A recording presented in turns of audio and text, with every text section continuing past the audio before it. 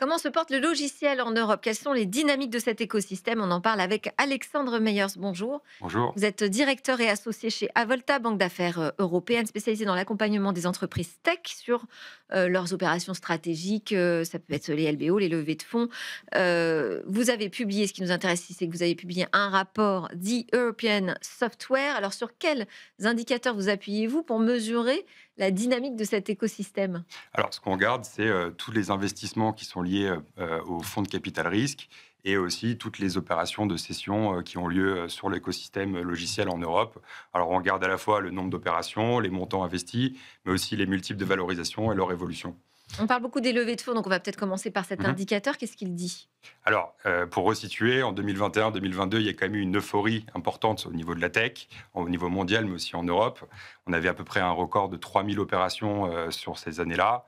Aujourd'hui, il y a quand même eu une Donc, chute de 35 post-Covid, post-Covid. voilà, Il y avait la tech qui était vue comme une valeur refuge. consécration en fait du numérique. Ouais. C'est ça, c'est ça. Et il y a eu un paradigme qui a quand même bien évolué. Aujourd'hui, on voit moins d'opérations, donc une chute de 35% par rapport à ce pic partout en Europe. C'est lié à plusieurs facteurs. Est-ce que ça veut dire qu'on est revenu à la normale ou qu'on est quand même au-dessus? On est revenu, on va dire, à la normale Ok. en nombre d'opérations. Par contre, ce qu'on voit quand même, c'est que la taille moyenne des opérations augmente, ce qui montre qu'il y a une certaine maturité aujourd'hui de l'écosystème. On finance des sociétés qui sont plus importantes, mais il reste quand même cette chute au niveau des opérations et ça peut être lié à différents facteurs. Moi, ce que je vois, c'est qu'au niveau des fonds de capital risque, ils sont beaucoup plus sélectifs aujourd'hui. Ils ont levé aussi moins d'argent auprès de leurs LPs, donc moins d'argent disponible à Ouais. investir. C'est pour ça qu'ils sont plus sélectifs. Et ils ont des portefeuilles qui sont quand même assez chargés et donc ils se focalisent sur la rentabilité de leur société pour que ça devienne des bons candidats à l'exit. Et ça, c'est un phénomène qu'on voit qui explique la baisse.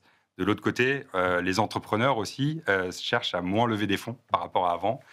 Avant, on était dans ce paradigme de la croissance à tout prix, on brûlait du cash, etc. Aujourd'hui, on a demandé aux entrepreneurs qu'ils soient rentables. Et donc, du coup, maintenant qu'ils sont rentables, ils arrivent à se développer sans apport de fonds supplémentaires. Donc, il y a un peu ce double effet où des fonds qui sont plus sélectifs, des entrepreneurs qui ont moins besoin de VC, qui fait qu'aujourd'hui, on voit cette baisse des opérations.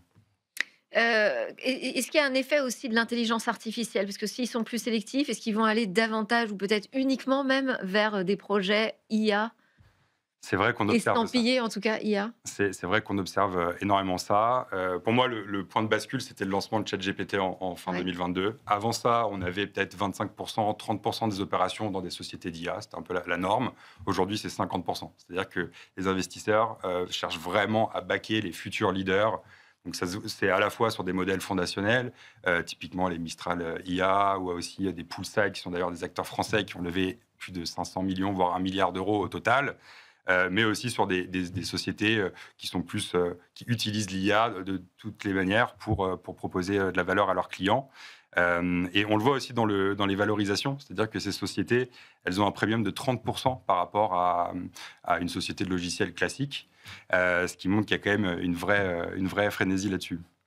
On parle beaucoup d'un problème d'exit en France. Enfin, moi, j'ai beaucoup entendu les responsables de la French Tech et des associations dire voilà, on a un problème d'exit en France. Pour autant, là, je vois dans votre rapport qu'il y a un record d'opérations de cession. Bah, oui, c'est vrai. Et je pense que c'est une bonne nouvelle parce Oui, qu'effectivement, il y a plusieurs années, on disait qu'il y avait un problème de liquidité. oui. Si on était une start-up, bah, une des seules possibilités d'exit, c'était d'aller s'adresser à des corporates type CAC 40. Donc, il y avait forcément un peu un mismatch de culture. C'était pas toujours évident. Et aujourd'hui, il y a l'avènement d'un nouvel acteur, le private equity, en fait, qui maintenant arrive sur des sociétés technologiques. Et en fait, la stratégie, elle est simple. C'est-à-dire que ils vont faire l'acquisition de sociétés matures, rentables, ils deviennent actionnaires majoritaires. Et ensuite, leur levier de croissance, c'est d'aller faire de la croissance externe pour aller à rajouter des technologies dans leur offre produit, s'étendre sur des géographies, etc. Ce qui fait qu'il y a beaucoup d'argent aujourd'hui pour venir complémenter ces offres technologiques. Ce qui fait que des plus petites startups peuvent trouver pas mal d'issues avec ces fonds de private equity auprès des plateformes dans lesquelles elles sont investisseurs. Et nous, on le voit aussi sur les opérations qu'on fait aujourd'hui. Il y a énormément de possibilités par rapport à avant. Donc, on est effectivement à un niveau record d'opérations, plus de 1000 opérations cette année sur le software en Europe, ce qui est quand même plutôt une bonne nouvelle. Par contre, Ah, un bémol quand même, c'est que c'est une bonne nouvelle, il y a de la liquidité, ouais. certes, Mais en fait, 60 à 80% de cette valeur, elle est générée par des acteurs américains. Enfin, c'est des acquéreurs américains ou des fonds américains qui viennent faire ces acquisitions en Combien vous Europe. dites 60%? 60 à 80%. Cette année, c'était même 80%. Donc, OK, en Europe, on a un super vivier de talent, d'innovation, etc. Mais in fine, la valeur, elle se matérialise outre-Atlantique. Et bon, ça peut être vu comme un problème pour nous, mais bon, ça permet quand même d'avoir de la liquidité. Et sur les valorisations aujourd'hui des boîtes dans le logiciel, vous les jugez plutôt saines? Bah oui, c'est sûr qu'il y a eu un petit redressement par rapport au pic. Il y a eu, enfin, en fonction des secteurs, une chute de 30 à 50% sur les multiples de valorisation. Donc, c'est sûr que c'est pas forcément une bonne nouvelle pour les fonds ou certains entrepreneurs, mais c'est probablement qu'on est revenu sur des fondamentaux plus sains. Là où à l'époque, la valorisation résidait surtout dans un potentiel de croissance. Aujourd'hui, on attend d'avoir des modèles rentables, ce qui fait ça a permis une réduction des Mais multiples. Alexandre, ça tient pas quand on parle d'intelligence artificielle. Donc ça ne tient pas quand on parle. Exception IA. Il y a des primes dans l'intelligence artificielle, j'en ai parlé. Il y a aussi des primes typiquement dans la fintech, dans des sujets Oui. de décarbonation, parce qu'il y a une vraie, on va dire, une vraie tendance de long terme, des marchés à aller adresser qui sont très très profonds, et donc on a des primes là-dessus.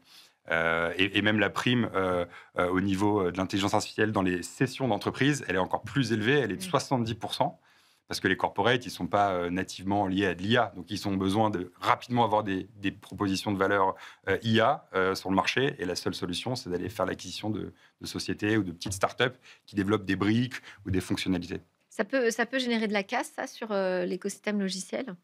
Ça peut générer de la casse. C'est vrai il peut y avoir des tensions, des sociétés qui ont beaucoup levé à des très grosses valos en 2021-2022, qui aujourd'hui cherchent à trouver un acquéreur. Et ben en fait, ils ne vont pas réussir forcément à avoir la même valo qu'ils ont eu il y a quelques années. Et donc, il y a un peu cette décorrélation entre les valorisations théoriques qui sont données par les VC lors des levées de fonds et la valorisation réelle au moment de l'exit. Et là, aujourd'hui, un multiple médian en levée de fonds, ça va être 6 fois le chiffre d'affaires à peu près. L'exit, ça va être 2-3 fois. Ah oui. Ce qui fait qu'il y a quand même un sacré gap.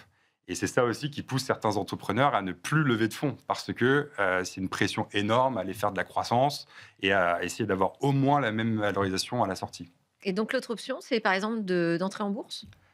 L'IPO en Europe, ça reste un marché qui est quasiment inexistant. Il y a eu quelques IPO. Je pense à Lighton. Hein. Ouais, mais c'est des cas un petit peu, c'est des cas erratiques. La réalité, c'est que c'est encore aujourd'hui pas une solution de liquidité. Et les très belles scale-up européennes, généralement, vont même essayer d'aller aux États-Unis parce que là-bas, ils vont trouver probablement des meilleures valorisations, plus de liquidité. Merci Alexandre Meyers de nous avoir fait un peu dresser ce panorama de l'écosystème et de sa dynamique autour du logiciel en Europe. Je rappelle que vous êtes directeur et associé chez Avolta, qui a donc publié son rapport très récemment. C'est l'heure maintenant pour nous de parler de game business, cette industrie du jeu vidéo qui n'a plus de secret pour Guillaume Monteux.